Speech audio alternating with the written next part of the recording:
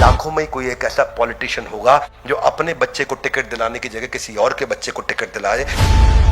जब सही काम करना सबसे मुश्किल काम है और फिर भी आप सही काम करते हैं, उसको बोलते हैं एथिक्स। अर्जुन जो है ना, वो उसके इमोशन उसके रूट कॉज बन चुका था, उसकी मिजरी, उसके दुख के लिए। टेम्परेचर बढ़ गया, रोंगटे खड़े हो गए, पसीने छूट रहे हैं, आंसू निकल रहे हैं, गांडीव छूट गया, हालत खराब हो गई, गला सूख रहा है, रोने लगा है अर्जुन। वो हालत कब रोए थे आप लास्ट टाइम, उसको याद करो आप। इमोशन होना ठीक है, इमोशनल होना नहीं। सेंटिमेंट होना ठीक है, सेंटिमेंटल होना नहीं। अर्जुन जो उसके साथ बुरा कर रहा है, अर्जुन उसके साथ भी बुरा नहीं करना चाहता। डिफरेंस है between what is right and what you like. और ये आम जिंदगी में बहुत होएगा आपके साथ। आज का जो चैप्टर है वो बड़ा कॉम्प्लिकेटेड चैप्टर है, ये आपकी जिंदगी से निकल के आएगा, देखना। एक आदमी ओनर बनता है जिम्मेदारी लेने से, सही निर्णय लेने से।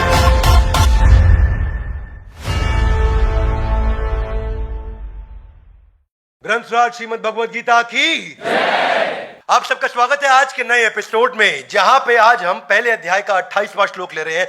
और अब जैसे जैसे आगे बढ़ता जा रहा है, पूरा अध्याय बाकी का लगभग अर्जुन ने बोला है।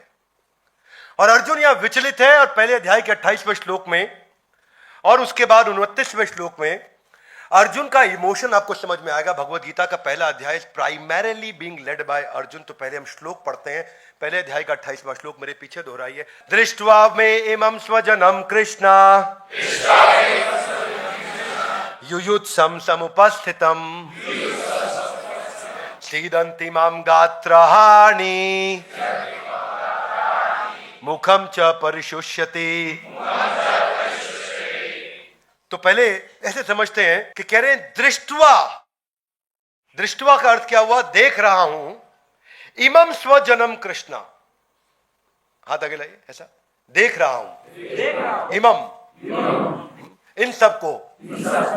स्वजनम, ये मेरे ही जन है। स्वजन यानी कि मेरे अपने स्वयं के जन है, ये मेरे ही अपने दोस्त हैं, रिश्तेदार। इनके साथ बचपन में गिल्ली डंडा कंचे सब खेला मैं, वही सामने मेरे अगेंस्ट खड़े हुए हैं। युयुत्सम, युद्ध करने आए हैं। समुपस्थितम, सारे के सारे उपस्थित हो गए हैं। सीदंती माम गात्राणि, अरे अरे अरे, शरीर कांप रहा है मेरा। मुखम च परिशुष्यति, मेरा गला भी सूख रहा है इनको देख के। अर्जुन टेंशन में आ गए उनको देख के। हाँ, क्या कह रहे हैं कि दृष्टवा में, मैं देख रहा हूं, स्वजन मेरे ही अपने लोग आ गए हैं। तो अर्जुन घबरा गए हैं और इतना टेंशन में आ गए। My dear Krishna, seeing my friends and relatives present before me in such a fighting spirit, I feel the limbs of my body are quivering. कांप रहा है मेरा शरीर, थर थर कांप रहा है। बचपन में मुझको याद है, जब होमवर्क करके नहीं आते, टीचर डंडा लेके जब आता था ना, वो देखेगा तो ऐसा बचपन में उल्टे हाथ पे टीचर मारता था, तो ना उस समय शरीर कांपता था, वो याद आता है। इतना घबराहट होता था। और कुछ टीचर के लिए तो सोचते थे भगवान ये आज एब्सेंट हो जाए, ये ना आ जाए किसी तरीके से इसके घर में।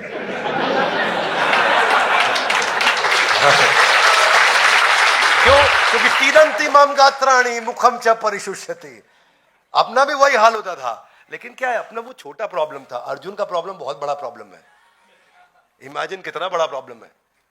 आप सोचो ना, मतलब अगर आप ही का सगा भाई चाकू लेकर के आपको मारने आ जाए, घर की सिचुएशन समझो, मतलब इसको मायोपिक देखते हैं थोड़ा, तो आपको लगेगा मेरा अपना खून, आपका अपना बेटा आपका हत्या करने आए, मेरा अपना बेटा, इसको मैंने पाला पोसा, आज मुझे मारने आया। कितना हर्ट होएगा आपको, इमेजिन। अर्जुन का फीलिंग समझो। थोड़ा कंफर्टेबल एटमॉस्फेयर था वहां, लाउडली यस नो? कंफर्टेबल था। एयर कंडीशन ऑडिटोरियम में बैठे थे, east of Kailash ISKCON temple के ऑडिटोरियम में बैठे थे। युद्ध का माहौल था, टेंशन का माहौल था। और जो कृष्ण को देखो चुपचाप सुन रहे हैं अर्जुन को। अर्जुन बोले जा रहे हैं, कृष्ण सुने जा रहे हैं। कृष्ण भी डांट लगा सकते थे, चुप अर्जुन, क्या बेकार की बात कर, अभी युद्ध का टाइम है, लड़ ले, शाम को आपस में कमरे में चर्चा कर लेंगे यार। कृष्ण ऐसा बोले? कृष्ण सुनते रहे। बहरहाल अर्जुन अभी बोल रहे हैं। तो जो अर्जुन की हालत थी ना, उसको समझते हैं। पहले 29वें श्लोक को भी एक साथ ले लेते हैं, तो दोनों श्लोक को हम समझते हैं, ताकि, क्योंकि दोनों का एक ही सिमिलर मैसेज है। तो आज के इस वीडियो में दो श्लोक एक साथ लेंगे। अगला श्लोक मेरे पीछे बोलिए। वे पतुश्च शरीरे में रोमहर्षश्च जायते गांडीवं संसते हस्तात् त्वक्च एव परिदह्यते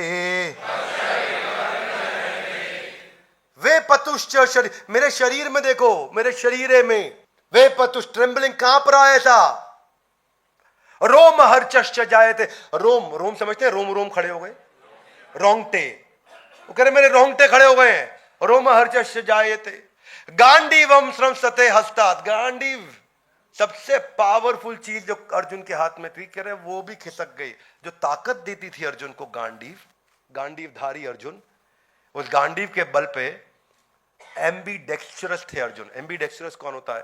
जो दोनों हाथ से तीर चला सकता है, इधर से भी तीर चला सकता है, उधर से भी चला सकता है, अनलिमिटेड तीर एक साथ चला सकता है, किसी भी परम्यूटेशन कॉम्बिनेशन में, ट्रिग्नोमेट्री के किसी भी एंगल के साथ में अर्जुन कहीं से भी तीर चला करके वायु के बवंडर तूफान को कंट्रोल कर सकते हैं।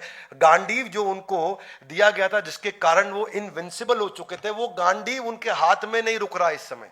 वो अर्जुन जो आंख बंद करके उल्टी परछाई पे मछली की आंख को भेद दे, वो अर्जुन जो सबसे ज्यादा इंटेलिजेंट माने गए हैं मिलिट्री आर्ट्स के अंदर, उनके पास गांडीव भी आ चुका और वो भी गिर रहा है नीचे। यानी कि आपके पास, आप ऐसे सोचो कि आपके पास सबसे बड़ी जो पावर है, आपके पास सबसे बड़ा समझो जो स्ट्रेंथ है, चाहे वो आपका धन है, आपके हाथ में नोटों से भरा बैग है, तो आप उसको आग में डाल देंगे जलाने, ये भी मेरे काम का नहीं रहा। अब तो गांडीव छोड़ दिया उन्होंने। और क्या कहते हैं? त्वक्च एव परिदह्यते, त्वक मतलब त्वचा, स्किन, तो मतलब मेरी स्किन जल रही है। सोचो उनका बॉडी टेम्परेचर कितना बढ़ गया होगा कि स्किन में आग लगी हुई है, जल रही है। कितना बॉडी टेम्परेचर, कितना भयंकर ज्वर, जिसको बुखार बोलते हो आप आम भाषा में। तो जब आदमी का ब्लड प्रेशर बढ़ता है, टेम्परेचर बढ़ता है, तो बॉडी जल रही होती, गर्म होती, ठंडी पट्टी रखते हैं। समझ रहे हैं मेरी बात को? तो अर्जुन का इमोशन समझो आप, ये इमोशन जो अर्जुन का, my whole body is trembling, my hairs are standing on the end, my bow Gandiv is slipping from my hand and my skin is burning. तो अर्जुन की फीलिंग समझिए पहले अध्याय में क्या हो रहा है। भग ये युद्ध से पहले का सिचुएशन है। तो अर्जुन युद्ध नहीं करना चाहते थे। तो अर्जुन, नेचुरली अर्जुन ठीक ही कह रहे हैं एक तरह से। Would you agree with me? Yes no? Hey guys come on loud, yes no? No, बिल्कुल गलत कह रहे हैं अर्जुन। आप कह सकते हो क्यों भाई, लड़ाई कराओगे बिंद्रा जी? वो तो लड़ाई को मना कर रहे हैं, तो उसमें गलत क्या है? गलत है। हाथा गिलाई क्यों? देखो मैं इसको ऐसे समझाता हूं, एक उदाहरण से समझाता हूं, तब पूरी बात समझ आएगी। नहीं तो फिर आपको ना, आपको एथिकल डिसीजन और इमोशनल डिसीजन के फर्क समझ में नहीं आएगा। क्योंकि इस चैप्टर का नाम आप कह सकते हो, इस वीडियो का नाम है ethical decision versus emotional decision. इस चैप्टर को ऐसे समझो आप, ethical decision versus emotional decision, तब आपको चैप्टर समझ में आएगा। पर एक मिनट के लेते हैं, क्या इस हॉल में कोई व्यापारी है जिसकी टीम में 10, 20, 50, 100 आदमी काम करते हैं? कोई व्यापारी, बिजनेसमैन? तो खड़े हो जाइए। क्या नाम है आपका? सेवक नौटियाल। नौटियाल जी, अगर आपकी टीम में कोई रिश्तेदार है, इमेजिन करिए आपका बेटा बड़ा हो गया, आपके साथ कंपनी में काम करता है, और वो आप ही की कंपनी के अंदर एचआर में एक लेडी काम करती है, वो उसको जाकर के मॉलेस्ट करता है, रेप करने की कोशिश करता है, तब क्योंकि वो आपका बेटा है तो आपको उसे माफ कर देना चाहिए। Yes no? No. Come on, yes no? No. क्यों? Because it against the law and company policy also. तो आपका बेटा है, दैट डजंट मैटर ना।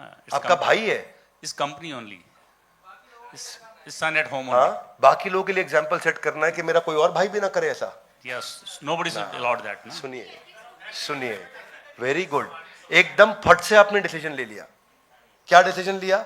हाथा गिलाई, गलत तो गलत है। कम ऑन, गलत तो गलत है, गलत है। चाहे वो आपका भाई हो या कोई और एम्प्लॉई हो, दूसरा एम्प्लॉई होगा तो सजा दोगे, ऐसा ही भाई है तो उसको भी सजा दोगे, देनी होगी। बेटा है तो उसको भी सजा देनी होगी।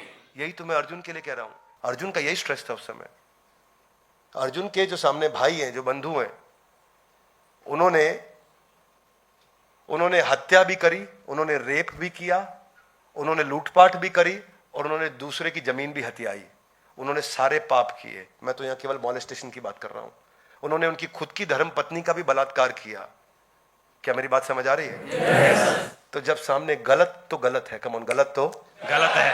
लेकिन यहां अर्जुन को एथिकल डिसीजन लेने की जगह इमोशनल डिसीजन ले रहे हैं। अर्जुन जो उस समय ना इमोशनली तो ठीक बोल रहे हैं, देखने में अच्छा लगता है, मॉरल लग रहा है, बड़ा अच्छी बात कर रहा है, क्योंकि अर्जुन कंपैशनेट है। और कंपैशन और इमोशन के चलते हम सही डिसीजन लेना भूल जाते हैं। भगवत गीता आपको वो शक्ति देता है कि आप इंटेलेक्चुअल बैंडविड्थ को बड़ा कर पाते हो अपने, आप अपने लॉजिकल और इमोशनल राइट ब्रेन और लेफ्ट ब्रेन में सामंजस्य बिठा पाते हो। अर्जुन जो उसके साथ बुरा कर रहा है, अर्जुन उसके साथ भी बुरा नहीं करना चाहता, पर जब जो किया जाना चाहिए वो किया जाना चाहिए। अगर किसी ने आपके ऑफिस के अंदर किसी महिला को मॉलेस्ट किया है तो उसके खिलाफ आपको एक्शन लेना चाहिए। Yes no? ये नहीं कि मैं यहां माफ कर दूं, क्योंकि ये एक्सट्रीम डिसिप्लिनरी इशू है। ऐसे ही दुर्योधन सारे एक्सट्रीम डिसिप्लिनरी इश्यूज को सरपास कर चुके थे। क्या मांगा था? 5 गांव तो मांगे थे। दुर्योधन सबसे बड़ा मूर्ख व्यक्ति था। दुर्योधन को तो और जरा दे देना चाहिए था उनको। दुर्योधन को तो पार्टनर बनाना चाहिए था युधिष्ठिर को, क्योंकि युधिष्ठिर ईमानदार है, सबको मालूम है। और युधिष्ठिर इतने ईमानदार है तो उन्हें बोलते भाई तू बिजनेस चला, जो प्रॉफिट आएगा उसमें हिस्सा मैं ले लूंगा, मेरे को पहले ही पता तू ईमानदार है, तू मेरी हिस्से का 1 रुपया रखेगा नहीं, तो काम तू कर, मैं आराम करता हूं। लेकिन क्या दुर्योधन को पावर का इतना एडिक्शन था कि मैं उसके बिना रह नहीं सकता, मैं जिंदा नहीं रह सकता। और यहां पे वापस आता हूं मैं, बेसिकली डिफरेंस है between what is right and what you like. और ये आम जिंदगी में बहुत होएगा आपके साथ। आज का जो चैप्टर है वो बड़ा कॉम्प्लिकेटेड चैप्टर है, ये आपकी जिंदगी से निकल के आएगा, देखना। भगवत गीता का आज जो हम श्लोक ले रहे हैं ये आपकी जिंदगी में बहुत बार रोज होंगी ये घटनाएं। ये कंपैशन वर्सेस कंप्लायंस का डिफरेंस है कि कंप्लायंस मतलब ये नियम कानून ये होने चाहिए, कायदे कानून ये है, लेकिन कंपैशन मेरी करुणा है। फेवरेटिज्म वर्सेस मेरिटोक्रेसी, ये उसके बीच में डिफरेंस है। Everybody come on, it is okay to have emotions. Hey ladies, more for you. It is okay to have emotions, but it's wrong to become emotional. It is okay to have sentiments, but it's wrong to become sentimental. Emotion होना ठीक है, emotional होना नहीं। Sentiment होना ठीक है, sentimental होना नहीं। क्या मेरी बात समझ आ रही है? अर्जुन जो है ना, वो उसके इमोशन उसके रूट कॉज बन चुका था, उसकी मिजरी, उसके दुख के लिए। टेम्परेचर बढ़ गया, रोंगटे खड़े हो गए, पसीने छूट रहे हैं, आंसू निकल रहे हैं, गांडीव छूट गया, हालत खराब हो गई, गला सूख रहा है, रोने लगा है अर्जुन। वो हालत कब रोए थे आप लास्ट टाइम, उसको याद करो आप। वो एक्सट्रीम मिजरी में इस समय अर्जुन, क्योंकि अर्जुन जानता था कि दुर्योधन को पैसा चाहिए बिना काम किए, which is called wealth without work. Arjun जानता था कि दुर्योधन बिल्ड करना चाहता है कॉमर्स विदाउट मोरालिटी, यानी कि बिजनेस जिसमें ईमानदारी ना हो। अर्जुन जानता था कि दुर्योधन चाहता है पॉलिटिक्स विदाउट प्रिंसिपल, राजनीति जिसमें कोई सिद्धांत ना हो। अर्जुन जानता था कि दुर्योधन सारे गलत काम कर रहा है, पर अर्जुन की सिचुएशन आसान नहीं थी, इतनी आसान नहीं। अभी मेरे को आपको समझने में आसान लग रही है, तो आप कुछ कंडीशंस को सोचो, कुछ सिचुएशंस को समझो। वो पुलिस वाला जिसकी पत्नी बहुत बीमार है और हो सकता है मर जाए अगर वो उसका ध्यान ना रखे, लेकिन उसको अगर फोन आ जाए कि फट से आप इस सिचुएशन हो गई है, यहां पहुंच जाओ नहीं, क्योंकि 10 लोगों की जिंदगी खतरे में है, उसके लिए कितना मुश्किल होगा कि अपनी पत्नी को संभाले जो मर सकती है, या उन 10 लोगों की जिंदगी बचाने जाए क्योंकि वो भी मर सकते हैं। वो इनमें से क्या डिसीजन ले, उसके लिए बहुत डिफिकल्ट होगा। उतना ही डिफिकल्ट अर्जुन के लिए था। एक हार्ट सर्जन जो अपनी बेटी का कन्यादान कर रहा हो और उसको फोन आ जाए, कन्यादान करते वक्त यहां सबके सब बैठे हैं, कन्यादान के बीच में है और फोन आ जाए कि किसी पेशेंट की जिंदगी खतरे में है, आप जाके उसको बचाइए। उसके लिए कितना मुश्किल होगा कि अब ये कन्यादान छोड़े अपनी बेटी का या उस पेशेंट को बचाने जाए। ऐसे ही मुश्किल अर्जुन के लिए था। एक इंश्योरेंस एजेंट जिसका पूरा घर ऋण में पड़ा हुआ है, उसमें घर में इतना कर्जा है, मां बीमार है, उसको पैसा तुरंत चाहिए, वो थोड़ी सी गड़बड़ पॉलिसी बेचेगा, उसको जो कमीशन आएगी उससे अपने घर को चला लेगा। अब उसके लिए कितना मुश्किल है कि मैं इसकी काम की पॉलिसी बेचूंगा तो मेरा घर मर जाएगा, और इसको थोड़ी सी गड़बड़ पॉलिसी बेचूंगा तो मेरा घर चल जाएगा। इसको लूटूं या अपने को बचाऊं, इसको बचाऊं या अपने को लुटवाऊं। आसान नहीं है एथिकल होना हमेशा। एथिकल और इमोशनल डिसीजन, ये चैप्टर थोड़ा डिफरेंट है। इसमें आपको लाखों में कोई एक टीचर ऐसा होगा जिसका बच्चा जब नहीं पढ़ रहा हो ठीक तो अपने हाथ से अपने बच्चे को फेल कर देगा। लाखों में कोई ऐसा वाइस चांसलर या चांसलर होगा जो अपने बच्चे के नंबर कम आने पर अपनी ही यूनिवर्सिटी में उसको एडमिशन देने से मना कर देगा। लाखों में कोई ऐसा जज होगा जो अपने बेटे की गलती पे उसको मौत की सजा दे के सुना के पेन को तोड़ देगा, कोई जज नहीं करेगा। लाखों में कोई पुलिस वाला ऐसा होगा जो अपने बेटे की गलती पे अपने बेटे के खिलाफ एफआईआर लिख देगा।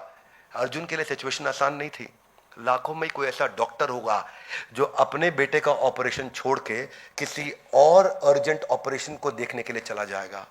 लाखों में कोई ऐसा निर्माता निर्देशक होगा जो अपने बच्चे को लॉन्च करने के लिए की बजाय किसी और के बच्चे को लॉन्च करने चला जाए। लाखों में कोई एक ऐसा पॉलिटिशियन होगा जो अपने बच्चे को टिकट दिलाने की जगह किसी और के बच्चे को टिकट दिलाए। इनके उल्टे उदाहरण तो बहुत मिलेंगे, पर ऐसे उदाहरण, क्योंकि ये नेचुरल है कि आप इमोशन को एथिक्स के ऊपर चूज करते हो, क्योंकि जो आपको अच्छा लगता है या जो सही है उसमें क्या चूज करना है। एक टैक्सी ड्राइवर, आपको पता है यहां से आपको दफ्तर जाने के रोज 500 रुपए लगते हैं, वो एक दिन आपसे 300 मांगता है, आपको मालूम है ये गलती से कम मांग रहा है, तो क्या आप उसको 200 एक्स्ट्रा दोगे? मुश्किल होता है ये डिसीजन। एक रेस्टोरेंट में अपने 5 डिश ऑर्डर करी और गलती से उसने 3 का बिल भेज दिया। अब आप क्या बोलोगे कि उसको कि नहीं 5 का बिल दूंगा मैं क्योंकि मैं तो 5 ऑर्डर किया? कि लाइफ इंश्योरेंस एजेंट वो जानता है मेरा भाई ये टर्मिनली इल है, ये मरेगा, इसको कोई पॉलिसी नहीं देगा, लेकिन उसकी झूठी पॉलिसी बनवाता है। आपका बेस्ट फ्रेंड आपसे एक फेवर मांगता है कि तेरी कंपनी की सीक्रेट मुझको दे दे, तू मेरा दोस्त 20 साल से है और इस कंपनी में केवल 2 साल से है। अब आप फ्रेंड के लिए करोगे या कंपनी के लिए एथिक्स को प्रैक्टिस करोगे? एक ऐसे पिता जिनका सर्वाइवल पॉसिबल नहीं है और आप कर्जे में हैं, और डॉक्टर कहता है कि आप इनका लाइफ सपोर्ट सिस्टम हटा लो, आपका कर्जा बच जाएगा। क्या किया जाए? कर्जे को बढ़ाऊं या उस पिता को चलाते रहूं जिन्होंने कभी ठीक नहीं होना है? एक ऐसा हस्बैंड जिसको अभी हार्ट ट्रांसप्लांट की जरूरत है और उसकी पत्नी के पास पैसा नहीं, उसको लाखों रुपया चाहिए उसका हार्ट ट्रांसप्लांट करने के लिए, और उसका बॉस उसको बोलता है एक रात के लिए मेरे साथ सो जा, मैं तुझे पैसे दे दूंगा। वो क्या करे? अपने हस्बैंड को मरने दे या उनके पास जाए और एक रात वहां सो जाए और फिर अपने हस्बैंड को बचाए? ये डिसीजन टफ होते हैं। क्या मेरी बात समझ आ रही है? स्नो? हाँ, एक दोस्त आपका किसी को एक्सीडेंट में मार आता है और आपको अगले दिन पता चलता है कि किसी और को पकड़ लिया गया हत्या के आरोप में, क्योंकि जिस आदमी को ये मार के आया उसकी डेथ हो गई। आपके दोस्त को नहीं, उसको पकड़ा गया है, तो आप सच बोलोगे या रुक जाओगे? बहुत सारी कंडीशंस, ऐसी टफ सिचुएशन। आपके पिता हॉस्पिटलाइज्ड है, उनकी एक इंश्योरेंस पॉलिसी है, इमेजिन करिए, और पिता ठीक नहीं हो रहे हैं, रिकवर नहीं कर रहे, रिकवर करना मुश्किल हो रहा है, पर उनकी एक 10 करोड़ की पॉलिसी है जो आज रात 12 बजे के बाद लैप्स कर जाएगी। लाइफ इंश्योरेंस पॉलिसी है, आज रात 12 बजे से पहले वो मर गए तो 10 करोड़ आपको मिल जाएंगे। आप अपना करियर बचा सकते हो, या आप उनको बचाने में लग गए और रात को 12 पार कर गया तो वो 10 करोड़ हाथ से निकल गए। अब क्या करोगे? 10 करोड़ लोगे या पिता को बचाओगे? अर्जुन की सिचुएशन इजी नहीं थी, पर ये सब डिसीजंस लेने के लिए भगवत गीता में सिखाया गया है कि वैल्यूज जब सामने होना आपके क्लियर तो डिसीजन लेना इजी है, और जब वैल्यूज नहीं है, वैल्यूएबल्स आपके सामने हो तो डिसीजन लेना मुश्किल है। क्या मेरी बात समझ आ रही है? पहले ईमानदारी, बाद में दुकानदारी। जब भगवत गीता पढ़ लेगा व्यक्ति तो उसको कोई हरा नहीं सकता दुनिया में। मोरालिटी स्ट्रैटेजी नहीं है, इंटेग्रिटी सिचुएशनल नहीं है कि मैं ईमानदारी को सिचुएशन के हिसाब से यूज करूं, स्ट्रैटेजी के हिसाब से यूज करूं, अपने फायदे के लिए ईमानदारी का इस्तेमाल करूं। It is better to deserve an honour and not receive it rather than receiving the badge of honour without deserving it. So मैं ये कहना चाहता हूं कि देखिए, एथिक्स को लोग प्रैक्टिस करते हैं, लेकिन तभी प्रैक्टिस करते हैं जब वो आसान होता है। देखिए, इट इज एथिकल होना वो नहीं है कि when you are doing the right thing when there is no choice. Ethical होना तब है when you are doing the right thing, when doing the right thing is the most difficult thing and you are still doing the right thing. जब सही काम करना सबसे मुश्किल काम है और फिर भी आप सही काम करते हैं, उसको बोलते हैं एथिक्स। मेरे क्लाइंट है अग्रवाल जी, इनकी लॉजिस्टिक्स कंपनी है, ये इंडियन आर्मी में हुआ करते थे, हमारे प्रोफेसर भी है। कंपनी ठीक चल रही थी, एक दिन दोस्त इनके पास आया और बातचीत हो रही थी, तो वो भी इनके साथ आर्मी में कर्नल था, ये भी आर्मी में कर्नल थे। वो उनको बोला, यार अग्रवाल परेशान चल रहा हूं। बोला, क्या परेशानी है यार? वो नौकरी ढूंढ रहा हूं, कहीं नौकरी नहीं है मेरे पास, परेशान हूं। अरे तू तो मेरे साथ कर्नल था, तू नौकरी ढूंढ रहा है, क्यों परेशान होता है यार? तू आजा मेरी कंपनी में काम कर मेरे साथ। बोला, क्या बात करता है? हाँ यार आजा ना, जनरल मैनेजर ऑपरेशंस रखते हैं, तू ऑपरेशंस अच्छा संभालेगा, तेरा आर्मी में एक्सपीरियंस अच्छा रहा है। बोला, थैंक यू यार, तूने मेरे को इमीडिएटली नौकरी दे दिया यार, thank you, so nice of you. कुछ दिन हफ्ते महीने ठीक ठाक बीते, सब ठीक चल रहा था। तो अग्रवाल जी और ये रात को एक दिन 7:45 देर हो गई, अपने अपने केबिन से निकलते हुए अचानक मिले। तो दोस्त बोला, यार अग्रवाल आज एक बात दिल की कहना चाहता हूं। बोले बोल। बैठ यार, साथ में कुछ कॉफी पीते हैं। वाह यार अग्रवाल, एक बात बता, तूने और मैंने एनडीए के एग्जाम्स की तैयारी तो एक ही साथ करी थी ना, हाँ या ना? तू और मैं एनडीए एग्जाम इकट्ठे क्रैक करके आर्मी इकट्ठे एक ही दिन तो ज्वाइन किया था, हाँ या ना? तूने और मैंने इकट्ठे प्रमोशन ली थी, लेफ्टिनेंट कर्नल से कर्नल भी हम दोनों एक साथ बने थे, हाँ या ना? तू और मैं इकट्ठे वीआरएस लेकर के आर्मी से बाहर भी आए थे, हाँ या ना? आज तू कहां है? 2000 करोड़ की कंपनी का मालिक और मैं तेरी कंपनी में मामूली जनरल मैनेजर। ये किस्मत नहीं है तो और क्या है? ये किस्मत नहीं है तो और क्या है? तो अग्रवाल जी बोले, दोस्त मैं अपनी दोस्ती में ये बात लाना नहीं चाहता था, पर तूने आज ये बात छेड़ दी तो उसका जवाब जरूर दूंगा। जवाब सुनना चाहेंगे? सुनना चाहेंगे? अग्रवाल जी बोले, याद कर वो रात को 2 बजे मैंने तुझे जगाया और बोला, यार दोस्त वो बर्फबारी हो रही है और हम मशीन बिना तरपाल चढ़ाए खुली छोड़ करके आ गए हैं, तो उठ चलते हैं, जाकर के वो मशीन को तरपाल चढ़ा के कवर करके आते हैं, नहीं तो नुकसान होगा। तूने मना कर दिया। तूने कहा रात के 2 बज रहे हैं, इतनी बर्फ में 3 किलोमीटर कौन पैदल जाएगा और वापस 3 किलोमीटर कौन पैदल आएगा? सो जा, सुबह तरपाल चढ़ा दी जाएगी। मैंने फिर इंसिस्ट किया, गलती हमारी है, हमें जाना चाहिए। तूने कहा यार क्या बात करता है, इस समय जाएंगे इतनी बर्फ में, बीमार पड़ना है, तू इंपॉर्टेंट है, मैं इंपॉर्टेंट हूं या मशीन इंपॉर्टेंट है? सो जा, सुबह जाएंगे। मैंने फिर इंसिस्ट किया कि हमें जाना चाहिए, नहीं तो नुकसान हो जाएगा। तूने क्या जवाब दिया? किसका नुकसान होगा? ना तेरा नुकसान होगा ना मेरा नुकसान होगा, सरकार का नुकसान होगा। सो जा, सुबह तरपाल चढ़ा देंगे। मैं फिर इंसिस्ट किया, दोस्त तू नहीं माना, तू अपने कमरे में जाकर के सो गया और मैं रात 2 बजे उठा, बड़े बूट्स पहने, छाता लिया, धसती हुई बर्फ में पांव घुसा घुसा के 3 किलोमीटर पैदल गया। रात को जाकर के 3 बजे पहुंच के तरपाल चढ़ाई और फिर पांव में धसती बर्फ के अंदर वापस लौट करके आया और अपने कमरे में आके सोया। दोस्त वो दिन था और आज का दिन है। तू तब भी दोस्त, वो दिन था और आज का दिन है। तू तब भी एम्प्लॉय ही था, इसलिए तू आज भी एम्प्लॉय ही है, और मैं तब भी ओनर ही था, इसलिए मैं आज भी ओनर ही हूं।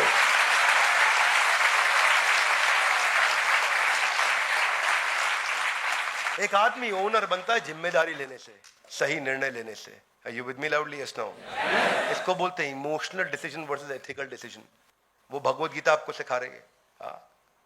A person becomes good not when he does not do any bad, only when he actually does something good.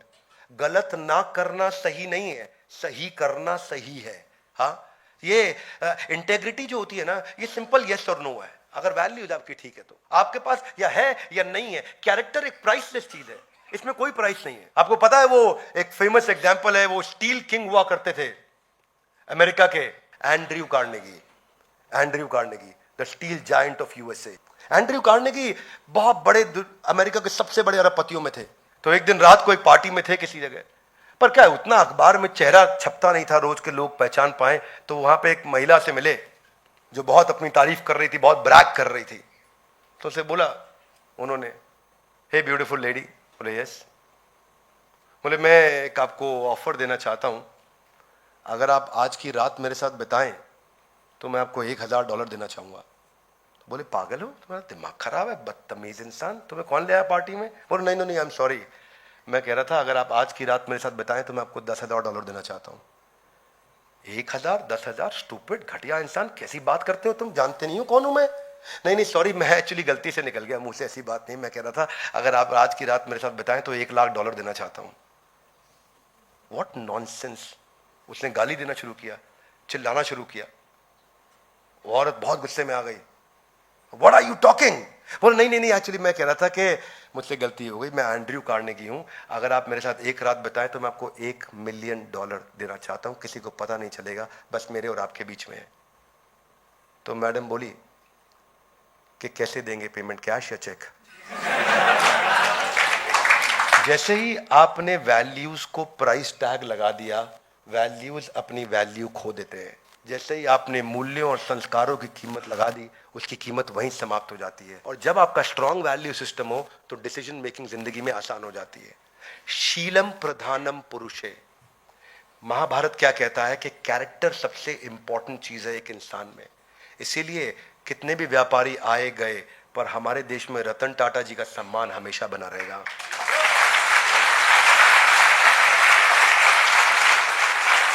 Bhagavad Gita एक ग्रंथ है कैरेक्टर का, मोरालिटी का, प्रिंसिपल्स का, वैल्यूज का। वे पतुश्च शरीरे में रोम हर्चश्च जायते गांडीवम, गांडीव खिसक रहा, इतना मेरा बुरा हाल हो गया।